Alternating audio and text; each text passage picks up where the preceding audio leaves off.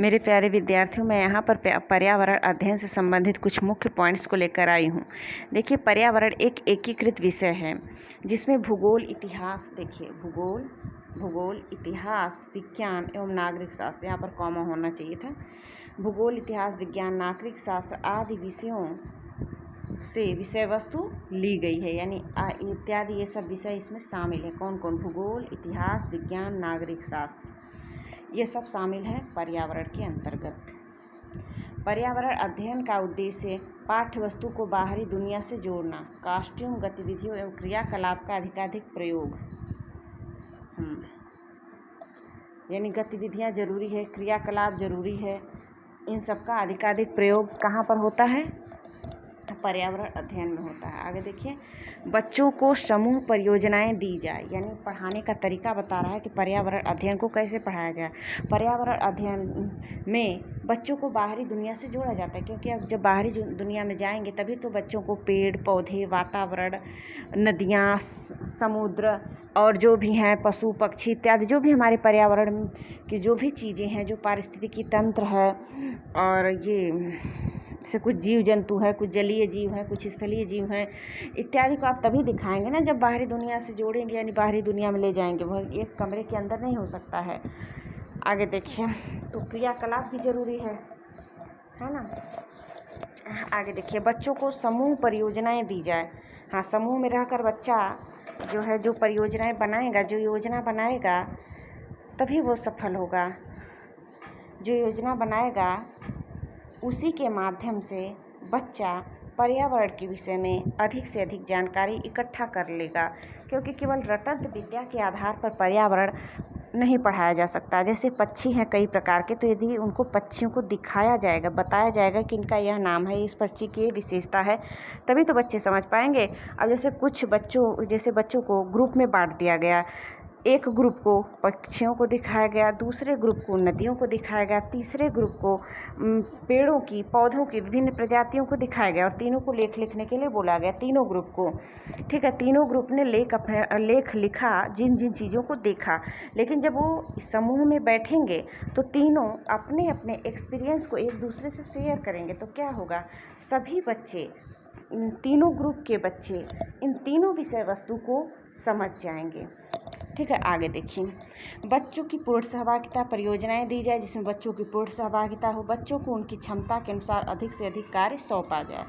क्षेत्र भ्रमण तो बहुत ज़्यादा जरूरी है पर्यावरण में भाई।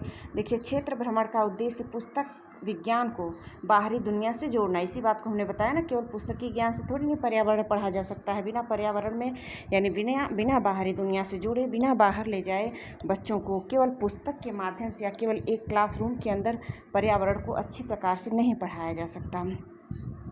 वास्तविक जानकारी उपलब्ध कराना, बाहरी दुनिया से जोड़ना तथा बालक को वास्तविक जानकारी उपलब्ध कराना, क्योंकि जब उनको प्रत्यक्ष दिखाया जाएगा तभी तो उनको वास्तविक ज्ञान होगा। ऐसे क्या है कि बुक में केवल चित्र दिया हुआ मिलेगा, जिससे बच्चा अच्छी प्रकार से नहीं समझ पाएगा। गृह कार्य देने का उद्देश्य है अधिगम का विकास। अधिगम का अर्थ होता है सीखना, यानी जब बच्चे को गृह कार्य दिया जाएगा तो वह अच्छी प्रकार से सीख पाएगा। अर्थात क्लास में सिखाया गया, उसने उसको समझ लिया, फिर घर पर जाकर उसी चीज़ को अपने तरीके से जब किया, यानी गृह कार्य को जब कंप्लीट किया, तो बच्चे के अधिगम का विकास हुआ, अर्थात उसको और अच्छे तरीके से सीख और समझ लिया। आगे देखिए, प्रश्न पूछना बच्चे के चिंतन कौशल एवं कल्पना कौशल को बढ़ाता है।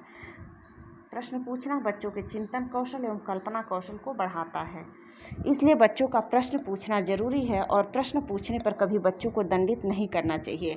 कुछ अध्यापक जो बच्चों के प्रश्न पूछने पर बच्चों को दंडित करते हैं, डांट देते हैं, चुप करा देते हैं, या फिर सबसे ज़्यादा उद्दंड बच्चा घोषित कर देते हैं। यह बहुत ही गलत बात है।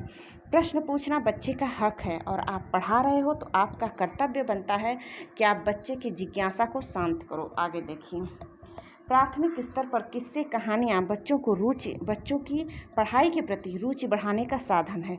बिल्कुल, प्राथमिक स्तर पर यानी प्राइमरी लेवल पर जब आप बच्चों को पढ़ा रहे हों तो उन्हें किस्से और कहानियों के माध्यम से ज़्यादा विषय वस्तु को मतलब उनके बुक में जो विषय वस्तु दी गई है उनको किस्से और कहानी के माध्यम से समझाने का प्रयास करेंगे तो बच्चा ज़्यादा समझेगा, क्योंकि उस समय बच्चे किस्से और कहानियाँ बहुत मन से सुनते हैं। अतः बच्चे की रुचि तब विकसित होगी जब आप किसी भी पॉइंट्स को कहानियों के माध्यम से समझाएंगे या किसी किस्से के माध्यम से समझाएंगे तो बच्चा अच्छी तरह से समझ पाएगा। अतः यही कुछ 2-4 मुख्य पॉइंट्स थे जिसको मैं इस वीडियो में लाई हूँ। आप लोग पसंद आने पर इसको लाइक और सब्सक्राइब अवश्य कर लीजिए। हमारे आसान ट्रिक चैनल को आप लोग सब्सक्राइब कर लीजिए, तो हम और भी अच्छी अच्छी वीडियो लेकर आएंगे। अतः आज तक के लिए बस इतना ही। Okay, bye.